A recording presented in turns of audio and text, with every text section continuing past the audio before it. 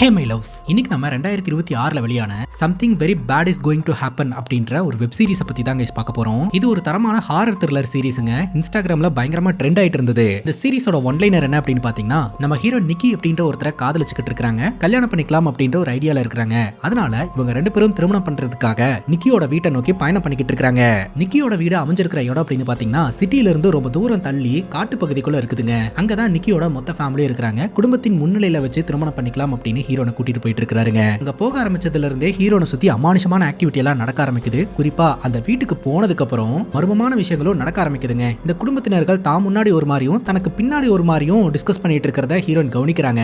ஒருவேளை இந்த குடும்பம் நம்மள நரபலி கொடுக்கறதுக்காக தான் கூட்டு வந்திருப்பாங்களோ அப்படின்ற மாதிரிலாம் ஹீரோனுக்கு பயம் வந்துருது. ஹீரோன் சந்தேகப்பட்டது உண்மைதானா, அதை தொடர்ந்து என்னென்னலாம் நடந்தது அப்படின்றது தான் மொத்த படமே. செம்ம இன்ட்ரெஸ்டிங்கா இருக்கும். இந்த சீரிஸ் மல்டி லாங்குவேஜஸ்ல வெளியா இருக்கு, தமிழ்லயும் அவைலபிளா இருக்கு. என்ன நடந்தது, என்ன நடக்க போகுது அப்படின்றத டீடைல்டா பார்க்கலாம். நீங்க பார்த்துட்டு இருக்கிறது சரண் என்டர்டைன்மெண்ட். நான் தான் சரண். வாங்க வீடியோக்குள்ள போலாம்.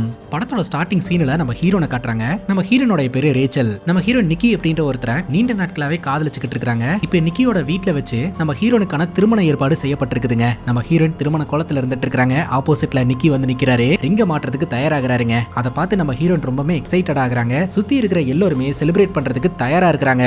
டக்குன்னு அந்த இடத்துல என்ன நடந்ததுன்னே தெரியலங்க. அந்த இடமே ரத்த வெள்ளத்துல இருந்துகிட்டு இருக்குது. அது யாரோட ரத்தம், என்ன நடந்தது அப்படின்னு இப்போதைக்கு நமக்கு தெரியல. என்ன நடந்தது அப்படின்றத இப்ப டீடைல்டா கொஞ்ச நாளைக்கு முன்னாடி இருந்து நம்ம கிட்ட காட்ட ஆரம்பிக்கிறாங்க.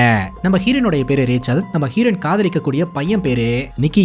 நம்ம ஹீரோனும் நிக்கியும் கடந்த 7-8 மாசமா காதலிச்சுக்கிட்டு இருக்காங்க. இப்போ இவங்க ரெண்டு பேரும் கல்யாணம் பண்ணிக்கலாம் அப்படின்ற ஒரு ஐடியால இருக்காங்க. இவங்க ரெண்டு பேருமே பாத்தீங்கன்னா நிக்கியோட வீட்டுக்கு தனியா கார்ல டிராவல் பண்ணி வந்துகிட்டு இருக்காங்க. ஹீரோயின் தான் பாத்தீங்கன்னா கார் ஓட்டிக்கிட்டு இருக்காங்க.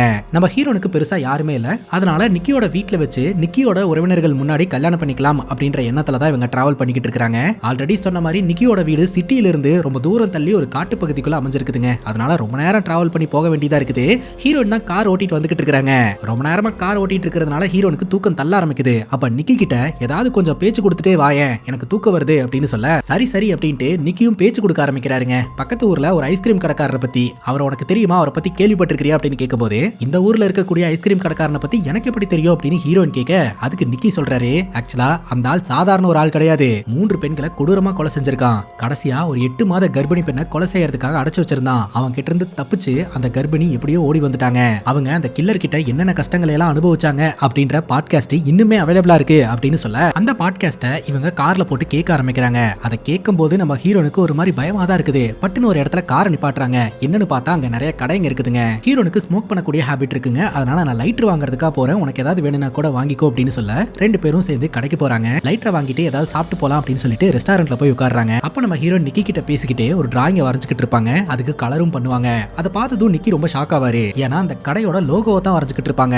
நிக்கி பாத்தீங்கன்னா இன்டர்நெட்ல இருந்து அந்த லோகோவை எடுத்து, நீ இதுக்கு முன்னாடி இந்த லோகோவை பாத்திருக்கியா, போஸ்ட் முதற்கொண்டு அப்படியே வரைஞ்சு வச்சிருக்க அப்படிங்கும் போது ஹீரோன் இல்ல, நான் நார்மலா தான் வரைஞ்ச அப்படின்ற மாதிரி சொல்றாங்க. ஒருவேளை உனக்கு எதிர்காலத்தை ப்ரெடிக்ட் பண்ணக்கூடிய சக்தி இருக்கோ என்னவோ அப்படின்ற மாதிரி பேசிக்கிட்டு இருப்பாருங்க. அப்ப இவங்க உட்காந்துக்கிட்டு இருக்கக்கூடிய சீட்டுக்கு பின்னாடி ஒரு கப்பல் உட்காந்துக்கிட்டு இருப்பாங்க. அவங்க வீட்டுல ஆசையா வளர்த்த நாய் வந்து மர்மமான முறையில காணாம போயிடுச்சு போலங்க. அது எங்க போயிருக்கும் அப்படின்ற மாதிரி டிஸ்கஸ் பண்ணிட்டு இருப்பாங்க. அது நம்ம ஹீரோனுடைய காதுல விழும். இப்ப நிக்கி பாத்தீங்கன்னா ஹீரோன் கிட்ட குழந்தை பெத்திக்கிறத பத்தி பேசிக்கிட்டு இருப்பாரு. அப்ப நம்ம ஹீரோன் சொல்லுவாங்க, ஹீரோனுடைய அம்மா இறந்து போயிட்டாங்க. ஹீரோனுடைய அப்பாவுக்கு ஒரு கேர்ள் ஃப்ரெண்ட் இருந்துதான். கேர்ள் ஃப்ரெண்டுக்கு கேத்தி அப்படின்ற ஒரு பெண் குழந்தை இருந்தது. அவளுடைய 4வது வயசுலயே அவளுக்கு ஃபியூச்சர்லாம் ப்ரெடிக்ட் பண்ணக்கூடிய சக்தி இருந்ததுன்னு சொன்னாங்க. அமானுஷ சக்திகள்லாம் இருந்தது அப்படின்னு சொன்னாங்க. எனக்கு அவங்கள சுத்தமாவே பிடிக்காது. நம்ம குழந்தையும் அந்த மாதிரி வந்துட்டா என்ன பண்றது அப்படின்னு கேட்கும்போது, அதுக்கு நிக்கி சொல்லுவாரு, நம்ம குழந்தை அப்படி இருக்காது, நம்ம குழந்தை உன்ன மாதிரி தான் இருக்கும் அப்படின்ட்டு. கேட்க ரொம்ப சந்தோஷமா தான் இருக்குது அப்படின்னு சொல்லிட்டு ஹீரோன் ஒரு விஷயத்த சொல்லுவாங்க. குழந்தைங்க அப்படின்றவங்க என்ன பொறுத்த வரைக்கும் ஒரு பாத்திரம் மாதிரி, வயசான காலகட்டத்துல பாசத்தை எல்லாம் கொற்ற பாத்திரம் அப்படின்ற மாதிரி இவங்க பேசிக்கிட்டு இருப்பாங்க. நிக்கி சொல்லுவாரு, என்னோட குடும்பத்துக்கு கண்டிப்பா உன்னை ரொம்ப பிடிக்கும் அப்படின்ட்டு. அப்படியே இவங்க பேசி சிரிச்சுட்டு சரி கிளம்பலாம் அப்படின்ட்டு ஹீரோன் பில் பே பண்றதுக்காக போவாங்க. அப்ப ஹீரோனுக்கு முன்னாடி இந்த நாயக்கானன்னு சொல்லிட்டு ஒரு லேடி பேசிட்டு இருந்தாங்க இல்லையா, அந்த லேடி நின்னுட்டு இருப்பாங்க. அந்த லேடி கிட்ட ஹீரோயின் பட்டுன்னு, ஒருவேளை அவன் தான் நாய்களை எல்லாம் கொண்டுகிட்டு இருக்கானோ அப்படின்ற மாதிரி சொல்ல, எது அப்படின்னு அந்த லேடி கேக்குறாங்க. ஒண்ணு இல்லங்க அப்படின்ற மாதிரி சொல்லிட்டு ஹீரோன் அந்த இடத்துல இருந்து கிளம்பிடுறாங்க. எதனால இந்த வார்த்தையை சொன்னாங்கன்னு தெரியல. ஒருவேளை ஹீரோனுக்கும் ஃபியூச்சரை ப்ரெடிக்ட் பண்ணக்கூடிய சக்தி இருக்குதோ அப்படின்ற மாதிரி நமக்கு தோணுது. ஹீரோனும் நிக்கியோ அந்த இடத்துல இருந்து கிளம்ப ஆரம்பிக்கிறாங்க. கொஞ்சம் தூரம் போனதுக்கு அப்புறம் தான் தெரியுது இவங்க நாயக்கானன்னு சொல்லிட்டு இருந்தாங்க இல்லையா, அந்த நாயை காட்டு பகுதிக்குள்ள செத்து கிடக்குங்க. தொடர்ந்து இவங்க ரெண்டு பேரும் கார்ல டிராவல் பண்ண ஆரம்பிக்கிறாங்க. கொஞ்சம் தூரத்திலேயே பாத்தீங்கன்னா ஒரு டனல் ஒன்று வருதுங்க. இந்த டனல் மேல ஒரு நம்பிக்கை இருக்குதுங்க. அது என்ன அப்படின்னு பாத்தீங்கன்னா, இந்த டனலுக்குள்ள போயிட்டு வெளியில வர வரைக்கும் மூச்சை புடிச்சிட்டு நம்ம ஏதாவது வேண்டிக்கிட்டோம்னா அது நடக்கும் அப்படின்ட்டு. இப்ப நம்ம ஹீரோனும் நிக்கியும் பாத்தீங்கன்னா மூச்சை புடிச்சிட்டு இவங்களோட கல்யாணத்தை பத்தி எல்லாம் நல்லபடியா வேண்ட ஆரம்பிக்கிறாங்க. ஆனா பாதியிலேயே பாத்தீங்கன்னா நிக்கி மூச்சை விட்டுறாரு. ஹீரோன் டென்ஷன் ஆயிடுறாங்க. வெளியில வந்த உடனே ஏன் நிக்கி இந்த மாதிரி பண்ண, நீ இப்படி பண்ணிருக்க கூடாது அப்படின்னு சொல்ல, இது ரொம்ப லாங் டனலா இருக்கிறதுனால என்னால மூச்சை கட்டுப்படுத்த முடியல, சாரி அப்படின்னு சொல்ல, நம்ம இப்படி அரைகுறையா பண்ணா அது பேட் லக்குன்னு சொல்லுவாங்க அப்படின்ற மாதிரி சொல்லிட்டு இவங்க ரெண்டு பேரும் தொடர்ந்து கார்ல டிராவல் பண்ண ஆரம்பிக்கிறாங்க. இரவாயிடுச்சுங்க, நல்லா பனி பெய்ய ஆரம்பிக்குது, ஹெவியா குளிருது. ஹீரோயின் தம்ம பத்த வைக்கலாம் அப்படின்னா அந்த லைட்டர் ஆன் பண்ணா லைட்டர் வேலை செய்ய மாட்டேதுங்க. சூச்சு வேற அர்ஜென்ட்டா வருது அப்படின்னு சொல்லிட்டு பக்கத்துல ஏதாவது பாத்ரூம் இருக்கா அப்படின்னு பார்த்தா தூரத்துல இவங்களுக்கு ஒரு கார் தெரியுதுங்க. அந்த கார் கிட்ட கொண்டு போய் இவங்க காரை நிப்பாட்டுறாங்க. பக்கத்துலயே ஒரு பில்டிங் இருக்குது, சூச்சு போயிட்டு வரலாம் அப்படின்னு சொல்லிட்டு இவங்க ரெண்டு பேருமே கார் ஓட்டி இறங்குறாங்க. நிக்கி முன்னாடி போறாரு, பின்னாடி நம்ம ஹீரோயின் வராங்க. அந்த காருக்குள்ள ஏதோ ஒன்று அசைற மாதிரி ஹீரோனுக்கு தோணுதுங்க. பூட்டப்பட்ட காருக்குள்ள என்னடா அசையுது அப்படின்னு சொல்லிட்டு அந்த கண்ணாடியில இருக்கக்கூடிய பனி எல்லாத்தையுமே கொஞ்சம் கிளீன் பண்ணி உள்ள பார்த்தா உள்ள ஒரு குழந்தை இருக்குதுங்க, பச்சை குழந்தைங்க. அந்த குழந்தைய எவனொருத்தன் காருக்குள்ள வச்சு லாக் பண்ணிட்டு போயிருக்கான் அப்படின்றது தெரிய வருது. இந்த மாதிரி குழந்தைய உள்ள வச்சு லாக் பண்றது அவ்வளவு சேஃபான விஷயம் எல்லாம் கிடையாது. அதனால நிக்கிய கார் கிட்ட நிக்க சொல்லிட்டு அந்த பில்டிங்குள்ள அவங்க பேரண்ட்ஸ் இருக்காங்களான்னு பாக்குறதுக்காக நம்ம ஹீரோயின் போறாங்க. உள்ள போய் பார்த்தா அந்த பில்டிங் பாத்தீங்கன்னா மெயின்டைன் பண்ணாத நிலைமையில இருந்துட்டு இருக்குதுங்க. பாத்ரூம்குள்ள போயிட்டு ஹீரோயின் சவுண்ட் விட ஆரம்பிக்கிறாங்க, யாராவது இருக்கீங்களா யாராவது இருக்கீங்களா அப்படின்னு சொல்லிட்டு. ஆனா அந்த இடத்துல யாரும் இருக்கிற மாதிரியே தெரியலங்க. பார்த்தா ஒரு பாத்ரூமுக்கு கீழே பிங்க் கலர்ல ஏதோ ஒன்று ஹீரோனுக்கு தெரியுது. அது என்ன அப்படின்னு சொல்லி கையில எடுத்து பார்த்தா சின்னதா, அதாவது மினியேச்சர் சைஸ்ல பெண்கள் பயன்படுத்தக்கூடிய ஹீல்ஸ் ஷூங்க. இது என்னடா இப்படி இருக்கு அப்படின்னு அதை எடுத்து பார்த்துக்கிட்டு இருக்கும் போதே ஹீரோனுக்கு பின்னாடி மர்மமான சத்தம் கேட்க ஆரம்பிக்குது. ஏதோ ஒன்று ஹீரோனை ஃபாலோ பண்ணிட்டு வர மாதிரியே ஹீரோனுக்கு உள்ளுணர்வு தோணுதுங்க. ஹீரோயின் சேஃப்டிக்காக அவங்க கையில இருக்கக்கூடிய இந்த கீ இருக்கு இல்லையா, அதை ஃபிங்கர்ல வச்சுக்கிறாங்க. யாராவது வந்தா ஒரே குத்தா குத்திரலாம் அப்படின்ட்டு. சத்தம் எங்கிருந்து வருது அப்படின்னு சொல்லிட்டு அப்படியே ஒரு பாத்ரூம் கிட்ட வந்தா பாத்ரூம்குள்ள இருந்து தான் வருது. பட்டுன்னு அந்த டோர் ஓபன் பண்ணா நாயா நரியான்னு தெரியலங்க, கொடூரமான முறையில எவனொருத்தான் அட்டாக் பண்ணியே கொண்டிருக்கான் போல. அந்த இடத்துல இருந்து தான் சத்தம் வந்துட்டு இருந்தது அப்படின்னு சொல்லிட்டு உடனடியா அந்த பில்டிங்கை விட்டு ஹீரோயின் வெளியில வராங்க. கார் கிட்ட தான் நிக்கி நின்னுட்டு இருக்காரு. நிக்கி சொல்றாரு, நான் அக்கம் பக்கத்துல எல்லாம் பார்த்துட்டேன், யாரையுமே காணோம் அப்படின்ட்டு. ஹீரோயின் சொல்றாங்க, பில்டிங்குள்ளேயும் யாரையும் காணோம், ஆனா இப்படி யாருமே இல்லாத இடத்துல காருக்குள்ள ஒரு குழந்தைய விட்டுட்டு போறதெல்லாம் ரொம்ப ஆபத்தானது. உடனடியா நம்ம போலீஸ்க்கு இன்ஃபார்ம் பண்ணிடலாம்னு போன் எடுத்து பார்த்தா ரெண்டு பேர்த்தோட போன்லயுமே நோ சர்வீஸ் காட்டுதுங்க. உதவிக்கு கூட யாருமே கூப்பிட முடியலையே அப்படின்னு சொல்லிட்டு இப்போ என்ன பண்ணலாம் அப்படின்னு ரெண்டு பேரும் யோசனை பண்றாங்க. அப்ப நம்ம ஹீரோயின் சொல்றாங்க, நீ ஒண்ணு பண்ணு, கார் கண்ணாடி உடைச்சு உள்ள இருக்கக்கூடிய குழந்தைய காப்பாத்துறதுக்கு முயற்சி பண்ணு. நான் பக்கத்துல ஏதாவது பெட்ரோல் பங்க் இல்ல ரெஸ்டாரண்ட் இருந்ததுன்னா ஆளுங்களை கூட்டிட்டு வரேன் அப்படின்னு சொல்லிட்டு தனியா காரை எடுத்துட்டு டிராவல் பண்ண ஆரம்பிக்கிறாங்க. நல்லா பனி பொழிஞ்சுக்கிட்டு இருக்குது. அந்த ஹெட்லைட் வெளிச்சத்துல தூரத்துல அந்த ஐஸ்கிரீம் கடை தெரியுதுங்க. அதை பார்த்ததும் ஹீரோனுக்கு ஒரு மாதிரி பக்கு பக்குன்னு இருக்குது. தைரியத்தை வரவழைச்சிட்டு காரை ரொம்ப வேகமா ஓட்ட ஆரம்பிக்கிறாங்க. பார்த்தா ஒரு இடத்துல ஒரு ரெஸ்டோ பார் ஒன்னு தெரியுது. அந்த பாருக்குள்ள போனா ஒரு பொண்ணு நின்னுக்கிட்டு இருக்கா. அந்த பொண்ணுடைய டாக்ல பெஞ்சமின் அப்படின்னு பேர் போட்டிருக்குது. இங்க பாருமா பெஞ்சமின், வர வழியில நாங்க சூச்சு போறதுக்காக வண்டியை நிப்பாட்டணும். அங்க ஒரு கார் இருந்தது. காருக்குள்ள ஒரு பச்சை குழந்தை இருக்குது. அந்த குழந்தையோட பேரண்ட்ஸ் காணோம். குழந்தை காருக்குள்ள இருக்கிறது அவ்வளவு நல்லது கிடையாது. நாங்க போலீஸ்க்கு கால் பண்றதுக்கு ட்ரை பண்ணோம். எங்க போன்ல சுத்தமா சிக்னல் இல்ல. அதனால நீ உன் சைட்ல இருந்து போன் பண்ணி போலீஸ்க்கு இன்ஃபார்ம் பண்ண முடியுமா அப்படின்னு கேட்க, இந்த கதையெல்லாம் கேட்டு முடிச்ச அந்த பொண்ணு, இங்க பாருங்க, என் பேரு பெஞ்சமின்லாம் கிடையாது. இதுக்கு முன்னாடி இந்த ரெஸ்டாரண்ட்ல பெஞ்சமின் ஒருத்தன் வேலை பார்த்துட்டு இருக்கான். அவனுக்கு என்ன பிரச்சனையோ ஏது பிரச்சனையோன்னு தெரியல, பாத்ரூம்குள்ள போய் சுருக்கு போட்டு செத்து போயிட்டான். அதுக்கப்புறம் தான் நான் இந்த இடத்துக்கு வேலைக்கு வந்தேன். எனக்கு புது யூனிஃபார்மை வாங்கி தராம அவனோட யூனிஃபார்மை தூக்கி கொடுத்துட்டாங்க அப்படின்னு சொல்ல, என்னடா அது இந்த இடமும் ஒரு மாதிரி விசித்திரமா இருக்கே அப்படின்னு சொல்லிட்டு, சரிமா நீ போலீஸ்க்கு போன் பண்ணு அப்படின்னு சொல்ல அந்த பொண்ணு போலீஸ்க்கு போன் பண்றதுக்காக உள்ள போறாங்க. அப்ப இருந்தே நம்ம ஹீரோனுக்கு சூச்சு ரொம்ப அர்ஜென்ட்டா வந்துட்டு இருக்கு இல்லையா, அதனால அங்க இருக்கக்கூடிய வாஷ்ரூம் யூஸ் பண்ணிக்கலாம் அப்படின்னு சொல்லிட்டு இவங்க போய் வாஷ்ரூம் யூஸ் பண்ண ஆரம்பிக்கிறாங்க. அப்ப யாரோ ஒருத்தங்க ஹீரோயினை கவனிக்கிற மாதிரியே இருக்குது. என்னடா மேல பார்த்தா ஒருத்தன் மேல இருந்து எட்டி பார்த்துக்கிட்டு இருக்காங்க. அவன் கொஞ்சம் வயசான ஆள் மாதிரி தெரியறான். பட்டுன்னு பேண்ட்டை மாட்டிக்கிட்டு டோர் ஓபன் பண்ணிட்டு வெளியில வந்து பார்த்தா அந்த ஆளை காணோம். ஹீரோனுக்கு அங்க இருக்கிற ஒவ்வொரு நொடியும் பயமா இருக்குது. பெஞ்சமினை கூப்பிட்டா பெஞ்சமின் பாத்தீங்கன்னா உள்ள இருந்து போலீஸ் கிட்ட பேசிக்கிட்டு இருப்பா. சரின்னு கலர் கலர் பால்ஸ் எல்லாம் வச்சிருக்கக்கூடிய ஒரு பவுல் கிட்ட ஹீரோயின் போய் நின்னுக்கிட்டு இருப்பாங்க. அந்த பாலோட ரிஃப்ளெக்ஷன்ல அந்த வயசான கிழவன் ஹீரோனுக்கு பின்னாடி வந்து நிக்கிற மாதிரி இருக்கும். அவன் நம்மள அட்டாக் பண்ண போறானோ அப்படின்ற பயத்துல ஹீரோயின் கையில வச்சிருந்த கார்கியை வச்சு பட்டுன்னு அவனோட கையிலேயே குத்திடுறாங்க. அவனோட கைக்குள்ளேயே இறங்கிடுதுங்க. அந்த வயசான கிழவன் கொஞ்சம் கூட யோசிக்காம கையில இருக்கக்கூடிய அந்த கார் சாவி அப்படியே பிச்சை எடுத்து ஹீரோயின் கையில கொடுத்து, அவன் தான் அப்படின்றத கன்ஃபார்ம் பண்ணிட்டியா அப்படின்னு சொல்லி கேட்க, ஹீரோனுக்கு ஒண்ணுமே புரியல. அந்த இடத்த விட்டு கிளம்பினா போதும் அப்படின்னு சொல்லிட்டு அந்த இடத்துல இருந்து தப்பிக்க பாக்குறாங்க. அப்ப பெஞ்சமின் வந்து சொல்றா, நான் போலீஸ் கிட்ட இன்ஃபார்ம் பண்ணிட்டேன், குழந்தைய ரெஸ்கியூ பண்றதுக்காக போலீஸ்காரங்க வந்துட்டு இருக்காங்க அப்படின்ட்டு. ஆனா ஹீரோயின் எதுவுமே பேசாம அந்த இடத்துல இருந்து தப்பிச்சா போதும் அப்படின்னு சொல்லிட்டு காரை எடுத்துட்டு ரொம்ப வேகமா கிளம்பிடுவாங்க.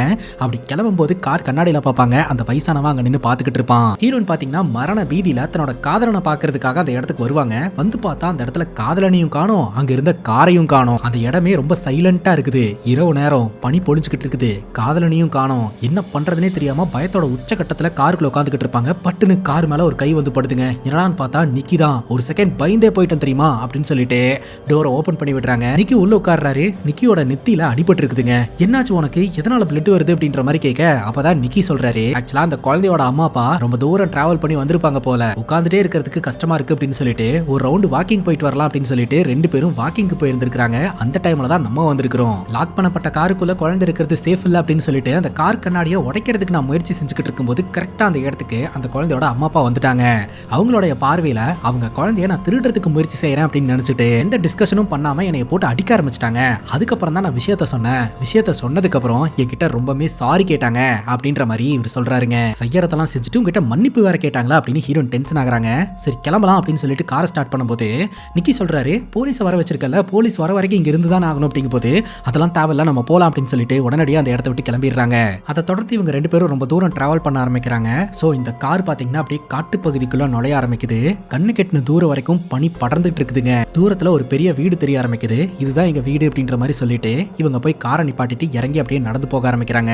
இவங்க ரெண்டு பேரும் இப்ப வீட்டுக்குள்ள போக ஆரம்பிக்கிறாங்க. ஹீரோனுக்கு ஒரு பெரிய ரிலீஃபா இருக்குதுங்க. இந்த வீட்டோட லிவிங் ஏரியாலயே ஒரு பெரிய சைஸ் பெயிண்டிங் ஃப்ரேம் இருக்குது. அந்த பெயிண்டிங் ஃப்ரேம்ல பாத்தீங்கன்னா இந்த குடும்பத்தினர்கள்லாம் வந்து ஒன்னா இருக்கிற மாதிரியான ஒரு பெயிண்டிங். நிக்கியோட அம்மா அப்பா அண்ணன் அண்ணனோட ஒய்ஃப் தங்கச்சி அவங்க பையன் ஆன்டி அப்படின்னு சொல்லிட்டு நிறைய பேர் இருக்கிறாங்க கைஸ். அதுல நம்ம நிக்கி இருக்காப்ல இல்ல, அவரோட பெயிண்டிங் பக்கத்துல ஒரு சேர் இருக்குது. அந்த சேர் எம்டியா இருக்குதுங்க. அந்த சேர்ல நம்ம நிக்கி கல்யாணம் பண்ணதுக்கு அப்புறம் ஹீரோனுடைய முகத்தை வந்து பெயிண்டிங்கா வரைய போறாங்க அப்படின்றது தெரிய வருது. அந்த பெயிண்டிங்ல நம்ம ஹீரோன் ஏதோ ஒரு விஷயத்தை கண்டுபிடிக்கிறாங்க. அது என்ன அப்படின்னு பாத்தீங்கன்னா நிக்கியோட அண்ணா இருக்கிறார் இல்லையா, அவரு ரெண்டாம் தாரமா ஒரு பொண்ணை கல்யாணம் பண்ணி இருக்கிறாருங்க. முதல் தாரத்தோடைய முகத்து மேலேயே இந்த ரெண்டாம் தாரத்தோடைய முகத்தையும் வரைஞ்சு வச்சிருக்காங்க. அதை நம்ம ஹீரோயின் கண்டுபிடிச்சு நிக்கி கிட்ட கேட்கும் போது நிக்கி சொல்றாரு, என் தங்கச்சி தான் அவங்க போட்டோ வரையணும் அப்படின்னு சொல்லி அடம்பிடிச்சா, அதனாலதான் இப்படி வரைஞ்சாங்க அப்படின்ற மாதிரி சொல்லிட்டு இவங்க உள்ள போக ஆரம்பிக்கிறாங்க. இவங்க வீடே பாத்தீங்கன்னா ஒரு பெரிய ஹோட்டல் மாதிரி இருக்குது. சோ இவங்க வீட்டுக்கு வந்திருக்கிற விஷயமே இந்த வீட்டுல இருக்கிறவங்களுக்கு தெரியல போல. நம்ம ஹீரோனும் நிக்கியும் போய் பெட்ல படுத்துறாங்க. அங்க இருக்கக்கூடிய கரடி பொம்மையை பார்த்து ஹீரோயின் பயப்படுவாங்க.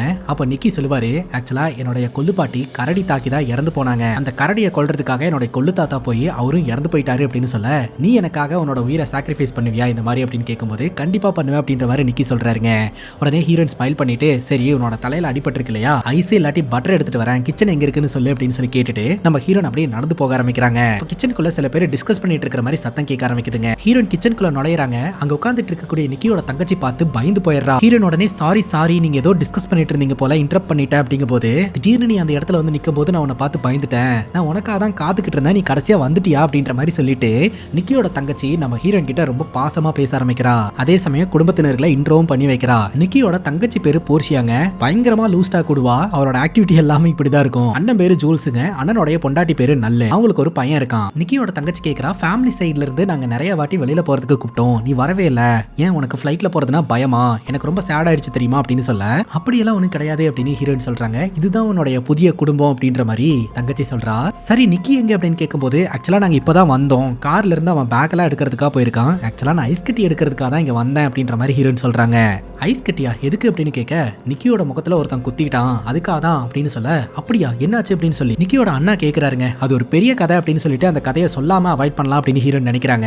ஆனா நிக்கியோட அண்ணா ஜூல்ஸ் பாத்தீங்கன்னா நீ சொல்லு அப்படின்ற மாதிரி சொல்ல, ஹீரோயின் பாத்தீங்கன்னா என்ன நடந்ததோ அதை எல்லாத்தையுமே சொல்றாங்க. அது மட்டும் இல்லாம உதவி கேட்கறதுக்காக நான் ஒரு இடத்துக்கு போனேன், அங்க வினோதமான ஒரு ஆள் இருந்தான் அப்படின்னு சொல்லிட்டு அந்த வயசான கிழவனை பத்தி நம்ம ஹீரோயின் சொல்லுவாங்க. உடனே நிக்கியோட தங்கச்சி ஒருவேளை சாரி மேனா இருக்குமோ அப்படின்ற மாதிரி சொல்லுவா. அமைதியாரு அப்படின்னு அண்ணனோட மனைவி சொல்ல, சாரி மேனா அப்படின்னு ஹீரோயின் கேட்பாங்க. இந்த காட்டுக்குள்ள ஒரு தீய சக்தி இருக்கு, அந்த தீய சக்தியோட பேரு சாரி மேன் அப்படின்னு சொல்ல, அண்ணன் பொண்டாட்டி அமைதியாரு இதெல்லாம் சொல்லாத அப்படிங்கும் போது, நான் சொல்லுவேன் உனக்கு என்ன அப்படின்ற மாதிரி தங்கச்சி சொல்லிக்கிட்டு இருப்பா. உடனே அண்ணனும் அண்ணனோட மனைவியும் அந்த இடத்த விட்டு கிளம்பிடுவாங்க. ஹீரோனும் நானும் கிளம்புறேன் அப்படின்னு சொல்ல, இரு இது ஒரு பெட் டைம் ஸ்டோரி தான், நான் சொல்றதை கேட்டுட்டு போ அப்படின்னு சொல்லிட்டு அந்த சாரி மேனை பத்தின கதையை சொல்ல ஆரம்பிக்கிறா.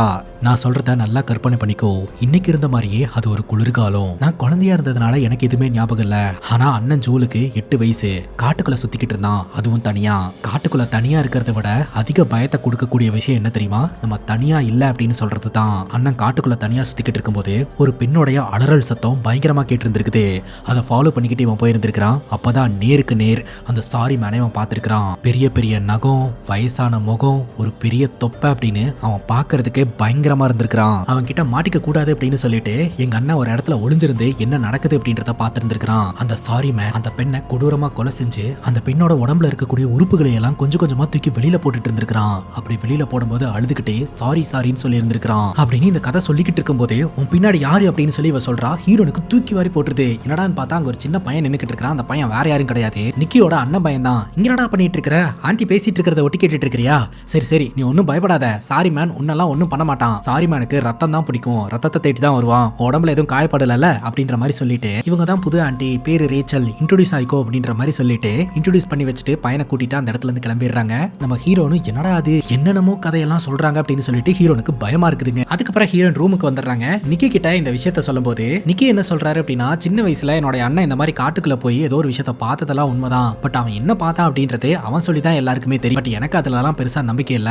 பட் அந்த இன்ஸ்டன்ட்டுக்கு அப்புறம் அவன் ஆளே மாறிட்டான். அதுக்கப்புறம் அம்மா அப்பா அவன் ஒரு ஸ்கூல்ல சேர்த்து விட்டாங்க. அவன் தனியா தான் படிச்சான் அப்படின்ற மாதிரி நிக்கி சொல்றாருங்க. அப்ப ஹீரோயின் சொல்றாங்க, நான் வர வழியில டைவ் பார்ல வச்சு ஒருத்தனை குத்திட்டேன் அப்படின்ட்டு. என்ன சொல்ற அப்படின்னு கேட்கும்போது, ஆமா நான் அந்த டைவ் பார்ல வாஷ்ரூம் யூஸ் பண்றதுக்காக போனேன். அங்க ஒரு வயசான கிழவன் வந்தான். என்னை பார்த்துக்கிட்டே இருந்தான். என் பக்கத்துல வந்தான். என்னை ஏதாவது பண்ணிடுவானோ அப்படின்ற ஒரு பயத்துல சாவியை வச்சு குத்திட்டேன் அப்படின்னு சொல்ல, நீ ஓகே தானே, உனக்கு எதுவும் ப்ராப்ளம் இல்ல அப்படிங்கும்போது, நான் ஓகே தான் அப்படின்ற மாதிரி ஹீரோயின் சொல்றாங்க.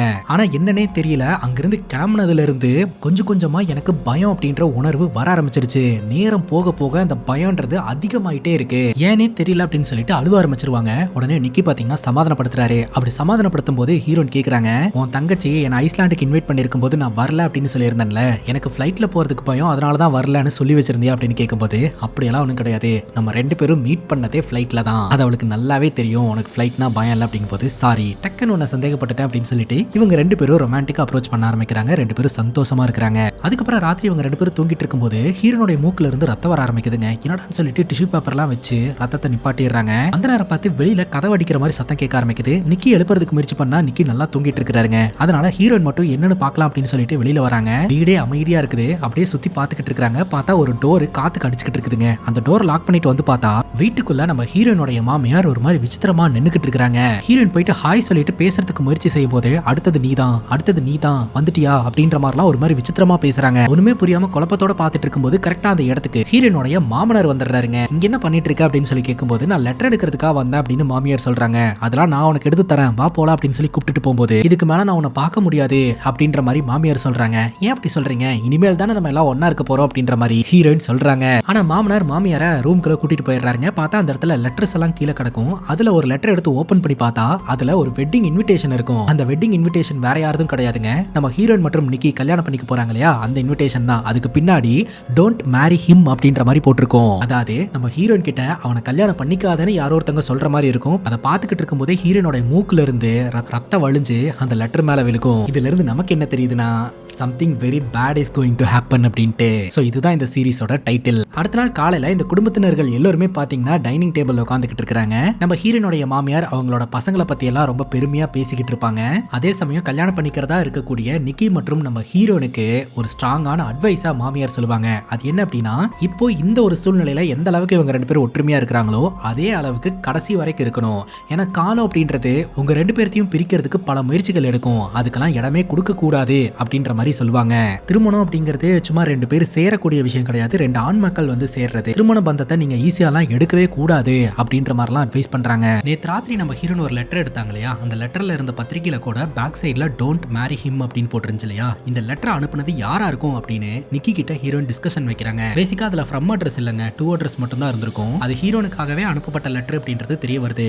ஒண்ணு இதை நிக்கியோட ஹேட்டர்ஸ் அனுப்பியிருக்கலாம், அப்படி இல்லனா நம்ம ஹீரோனோட ஹேட்டர்ஸ் அனுப்பியிருக்கலாம் அப்படின்னு யோசனை பண்றாங்க. ஆனா ஹீரோனுக்கு பெருசா ஹேட்டர்ஸ் கிடையாது. அதனால இந்த குடும்பத்தினர்களுக்கு என்ன பிடிக்கல போல, அதனாலதான் இப்படி பண்றாங்க போல அப்படின்ற மாதிரி ஹீரோயின் கேள்வி கேட்கறாங்க. ஆனா நிக்கி என்ன சொல்றாருன்னா, அப்படி எல்லாம் ஒண்ணு கிடையாது, என் குடும்பத்துக்கு நீ ஓகே தான், அந்த லெட்டர்ல கூட என்ன நீ கல்யாணம் பண்ணிக்காத அப்படின்னு சொல்லிட்டு உனக்காக கொடுத்த மாதிரி தானே இருக்குது அப்படின்ற மாதிரி சொல்ல, அதெல்லாம் எனக்கு முக்கியம் இல்ல, உன்னோட அம்மா என்ன நினைக்கிறாங்க அப்படின்றத என்னால புரிஞ்சுக்க முடியல, அவங்க மனசுல என்ன இருக்கு அப்படின்றத தெரிஞ்சுக்கணும் அப்படின்ற மாதிரி சொல்றாங்க. இன்னொரு 5-6 நாள்ல பாத்தீங்கன்னா இவங்க ரெண்டு பேருக்கும் திருமணம் நடக்க போகுது. சோ அதுக்குள்ள இந்த வெட்டிங் சூட் இது எல்லாத்தையுமே ப்ரிப்பேர் பண்ணி ரெடியா வச்சிடலாம் அப்படின்னு சொல்லிட்டு கபோர்ட் ஓபன் பண்ணி பார்த்தா இவங்களுக்கு ஒரு ஷாக்கிங்கான விஷயங்க. ஹீரோனுடைய அந்த வெட்டிங் சூட் இருக்கு இல்லையா, ஒயிட் கலர்ல போடுவாங்க இல்லையா, அந்த ஷூட்டை காணோம். ஹீரோயின் சொல்றாங்க, நான் காலையில கூட பார்த்தேன், எப்படி காணாம போயிருக்கும் அப்படின்னு கேள்வி கேட்க ஆரம்பிக்கிறாங்க. நிக்கி சொல்றாரு, மேபி நம்ம கார்லயே விட்டுட்டு வந்திருப்போம், நான் கார்ல போய் பாக்குறேன் அப்படின்ட்டு. ஹீரோயின் சொல்றாங்க, 99% நம்ம கார்ல அதை விட்டுட்டு வர கிடையாது, நான் தான் பார்த்தேன்னு சொல்றேன்ல அப்படின்ற மாதிரி சொல்றாங்க.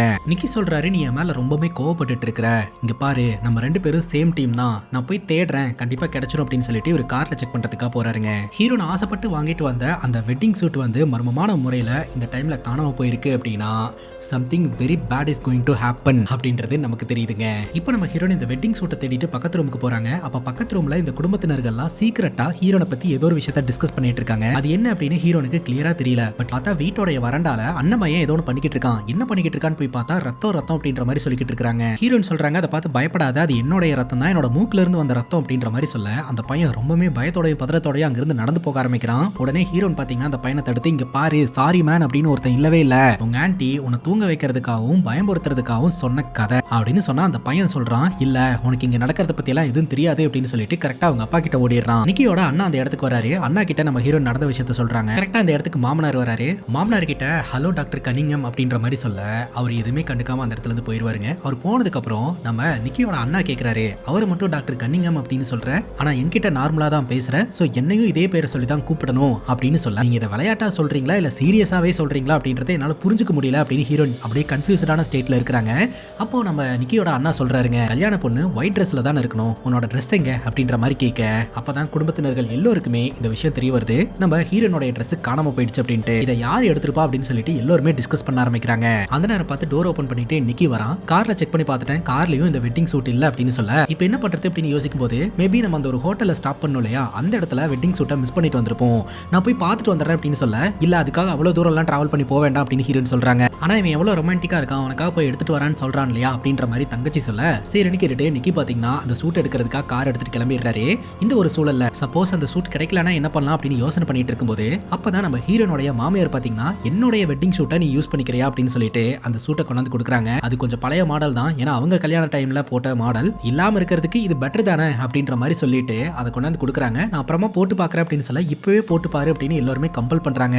சரின்னு கேட்டுட்டு நம்ம ஹீரோனும் அந்த வெட்டிங் சூட்டை வியர் பண்ணிக்கிறாங்க. இப்போ இந்த போர்ஷியா இருக்கா இல்லையா, அதாவது நிக்கிலோடைய தங்கச்சி, ஏதோ ஒன்று தப்பா இருக்கு அப்படின்ற மாதிரி சொல்லிட்டு நம்ம ஹீரோயின் உடம்புல இருக்கும் போதே அந்த ட்ரெஸ்ஸை உடனடியாக கட் பண்ணி ஸ்டிச் பண்றாங்க, கொஞ்சம் மாடர்னா மாத்துறாங்க. ஹீரோயின் கேட்கறாங்க, எப்படியும் அந்த வெட்டிங் சூட் கிடைச்சிரும், எனக்கு நம்பிக்கை இருக்கு, நம்ம ஏன் இவ்வளவு மெனக்கெடணும், ஃப்ரீயா விடலாமே அப்படின்ற மாதிரி சொன்னாலும் அவங்க கேட்க மாட்டேன்றாங்க.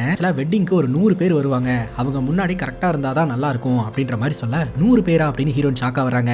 ஏன் உனக்கு தெரியாதா, நிக்கி சொல்லலையா அப்படின்னு கேட்கும்போது, இல்ல ஃபேமிலி மெம்பர்ஸ் மட்டும் தான் இருப்பாங்க, ஃபேமிலி மெம்பர்ஸ் முன்னிலையில தான் திருமணம் அப்படின்ற மாதிரி அவன் சொல்லியிருந்தான், ஏன்னா எனக்கு யாரும் கிடையாதுல அப்படின்ற மாதிரி சொல்ல, ஆக்சுவலா ஒருத்தரை கூப்பிட்டா அந்த குடும்பத்தையே கூப்பிடணும், அப்படி ஒரு ஆளு அப்படின்னு சொல்லிட்டு தான் கிட்டத்தட்ட 100 பேர் வரப்போறாங்க அப்படின்ற மாதிரி குடும்பத்தினர்கள் சொல்றாங்க. இப்ப ட்ரெஸ் எல்லாம் ரெடி பண்ணி முடிச்சதுக்கு அப்புறம் என்னவோ ஒன்று குறையுது அப்படின்னு யோசனை பண்ணிட்டு இருக்காங்க. அப்பதான் தெரிய வருது ஜுவல்ஸ் வந்து மிஸ் ஆகுது அப்படின்னு சொல்லிட்டு.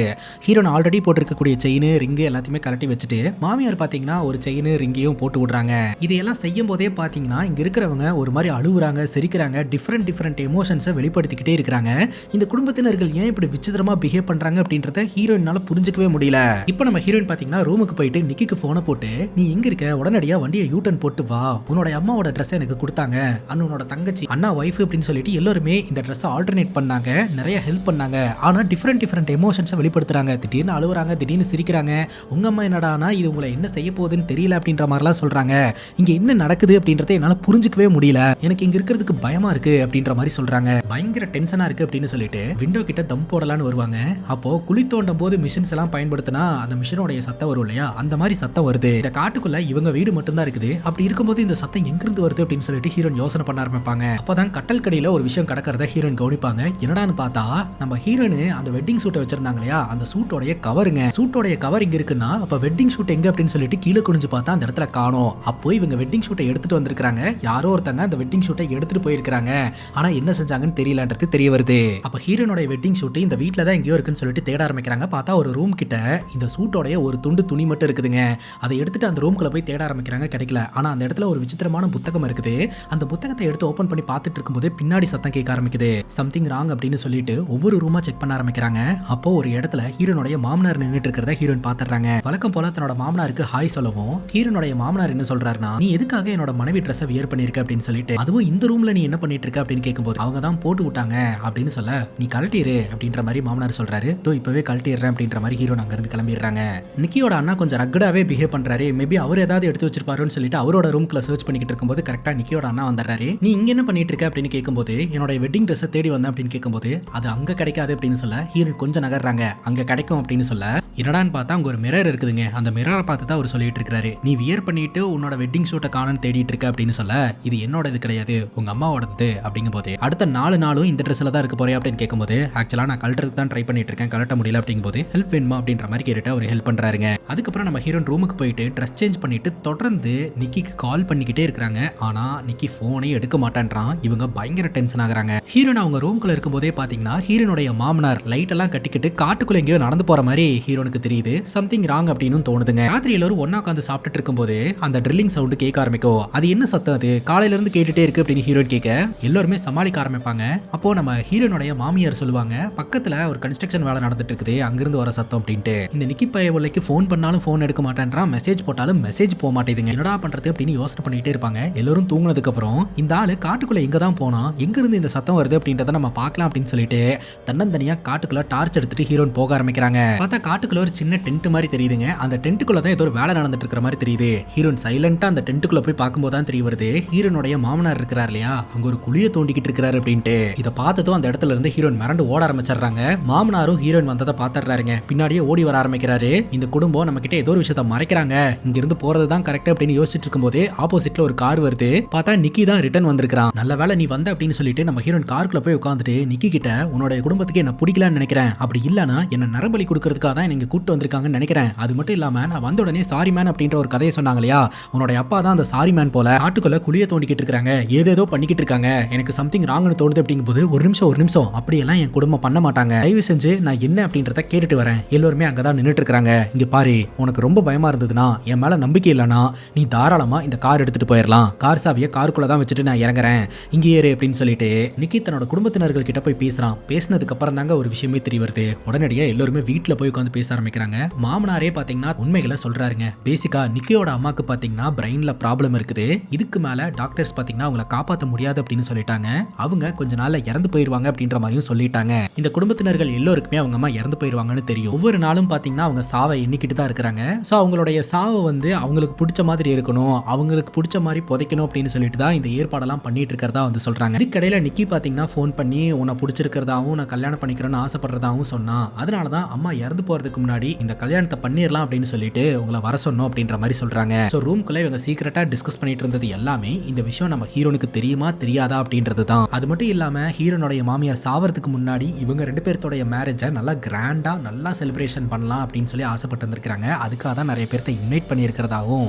சொல்றாங்க. இதெல்லாம் தான் மிஸ்கம்யூனிகேஷன் ஆயிருக்குது. ஏன்னா நிக்கி சொல்றது ஒண்ணு, அங்க நடக்கிறது ஒண்ணுமா இருந்திருக்குது. இப்ப ஹீரோயின் பாத்தீங்கன்னா சாரி சொல்லிடுறாங்க, நான் தான் புரிஞ்சுக்காம இந்த மாதிரி பண்ணிட்டேன் அப்படின்ட்டு. அது மட்டும் இல்லாம எனக்கு ஒன்னே ஒன்று தான் புரியல, காட்டுக்குள்ள நான் ஓடி வரும்போது என்னோட வெட்டிங் ட்ரெஸ்ஸை போட்டு ஒரு பொம்மை தொங்கிட்டு இருந்தது, அது எப்படி காட்டுக்குள்ள போச்சு அப்படின்னு கேட்கும்போது அப்பதான் அண்ணன் பையன் தான் இந்த வேலையை பார்த்திருக்கான் அப்படின்றது தெரிய வருதுங்க. அந்த சாரி மேன் ரேச்சலை தேடி வந்துட்டா என்ன பண்றது, அவனை டைவர்ட் பண்றதுக்காக தான் அவளோட ட்ரெஸ் அங்க தொங்க விட்டுருந்தேன் அப்படின்னு சொல்ல, அவளோட ட்ரெஸ்ஸை பாலாக்கி இந்த மாதிரி பண்ணதுக்கு அவகிட்ட சாரி கேளு அப்படின்னு அண்ணன் சொல்றாருங்க.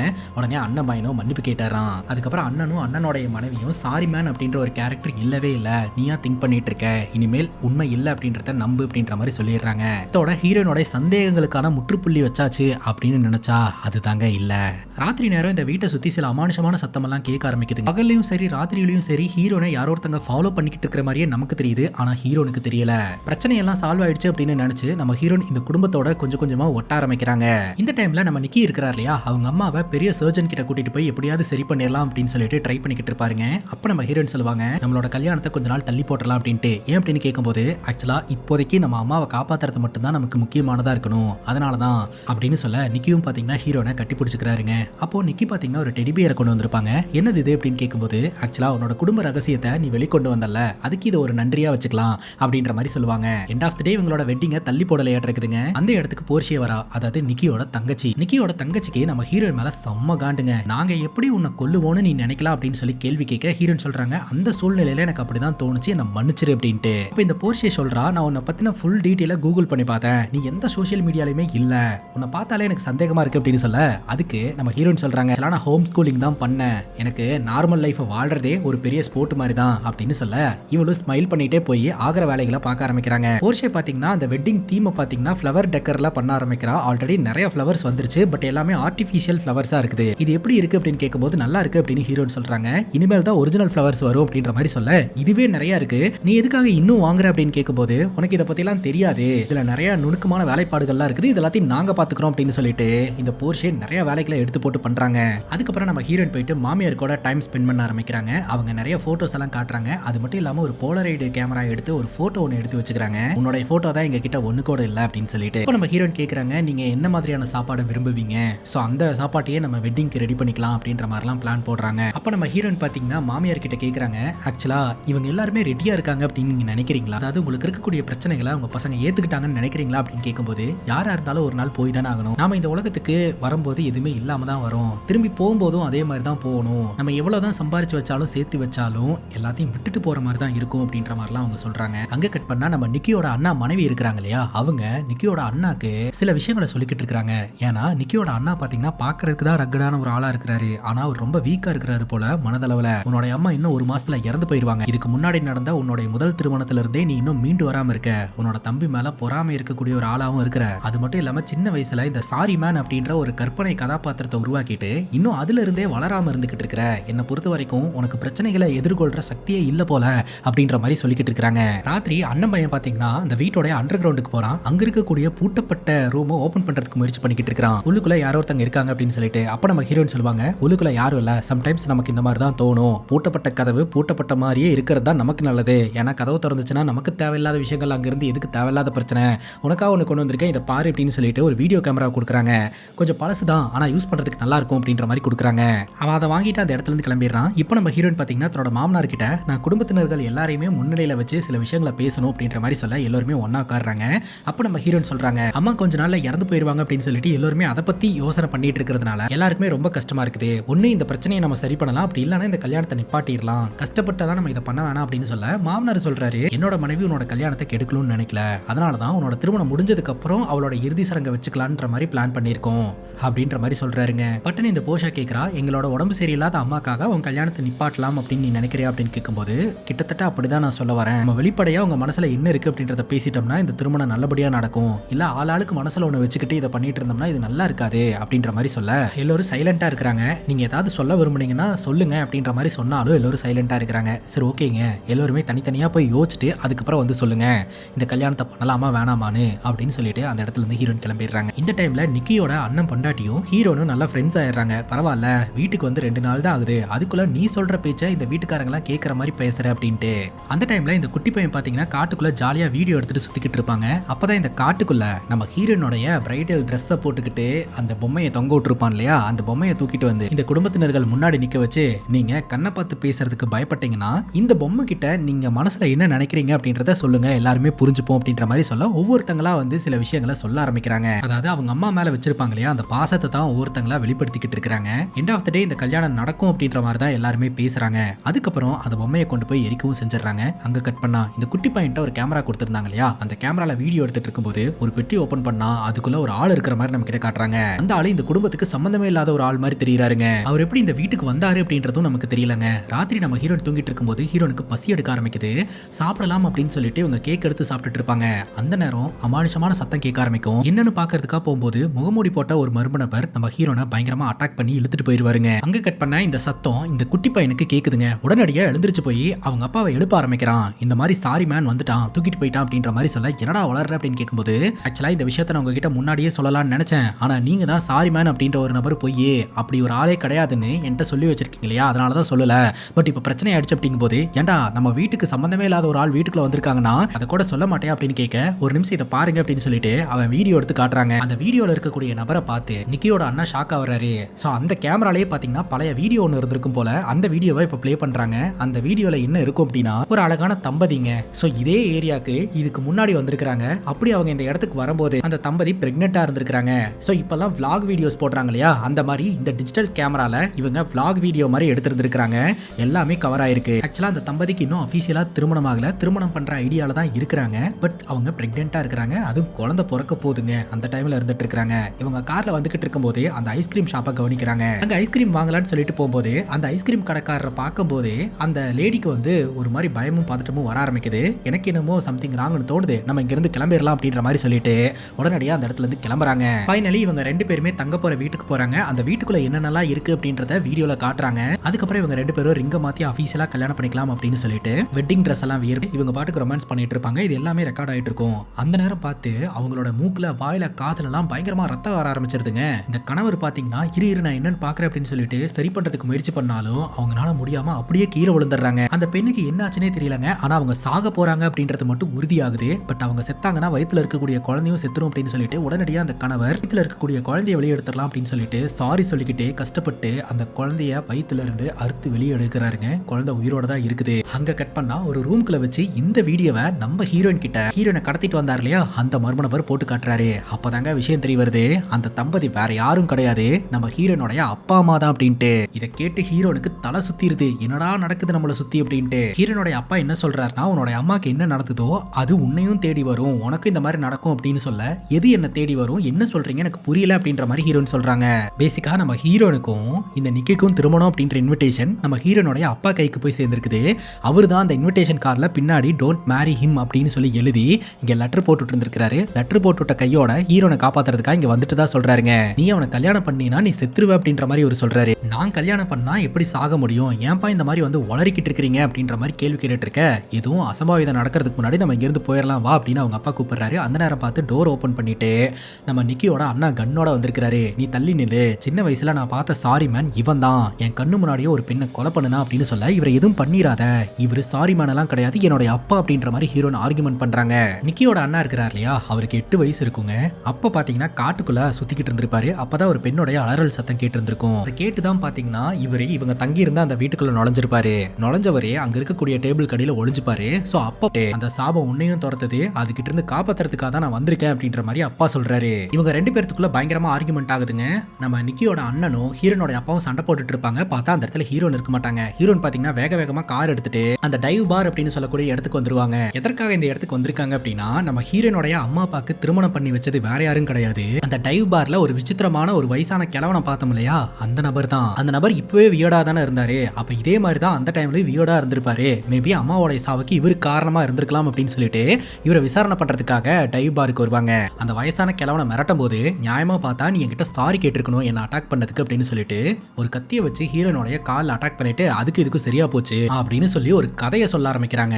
முன்ன ஒரு காலத்துல ஒரு ஆணும் பெண்ணும் ரொம்ப காதலிச்சுக்கிட்டு இருந்தாங்க. கல்யாணம் பண்ணிக்கலாம்னு நினைக்கும் போது அந்த காதலன் வந்து ஒரு ஆக்சிடென்ட்ல இறந்து போயிட்டான். இதை தாங்க முடியாத அந்த காதலி பாத்தீங்கன்னா இருளை நோக்கி பயங்கரமா பூஜை பண்ண ஆரம்பிச்சா, பிரேயர் பண்ண ஆரம்பிச்சா, தயவு செஞ்சு என்னுடைய காதலனை எனக்கு திருப்பி கொடுத்துரு அப்படின்ட்டு. ஜென்ரலாவே மரணத்துக்கு பேரம் பேசுறதுனா ரொம்ப பிடிக்கும், விளையாடுறதுனா ரொம்ப பிடிக்கும். அதனால அந்த பெண் கிட்ட நான் உன்னுடைய காதலனை திருப்பி கொடுத்துறேன், பதிலுக்கு நான் கேட்கறத நீ பண்ணணும் அப்படின்னு சொல்ல, என்னதுன்னு கேட்கும்போது அந்த காதலன் தான் உன்னுடைய சோல்மேட் அப்படின்னு நீ முழுவதுமா நம்பணும், அதுக்கு என்ன நம்பிட்டா போச்சு அப்படின்னு அந்த பெண் ஈஸியா நினைச்சிட்டா. ஆனா மரணம் பாத்தீங்கன்னா நம்ம கிட்ட ஈஸியான விளையாட்டெல்லாம் விளையாடாதுங்க. அது எப்படி செக் வச்சிருக்கு அப்படின்னா, இந்த உலகத்துல நம்ம எல்லோருக்குமே ஒரு சோல்மேட் இருப்பாங்க. சோ அந்த சோல்மேட் கூட நம்ம சேர்ந்தா மட்டும்தான் நம்ம வாழ்க்கை நல்லபடியா நடக்கும். அப்படி இல்லைன்னா வாழ்க்கை நரகமா மாறிடும். எந்த மாதிரி அப்படின்னு பாத்தீங்கன்னா, நம்ம ஹீரோனுடைய அப்பா அம்மா திருமணம் பண்ணிக்கிட்டாங்க. ஆனா பட் அவங்க 2 பேருமே சோல்மேட் கிடையாது. அதனால நம்ம ஹீரோனுடைய அம்மா இறந்து போயிட்டாங்க.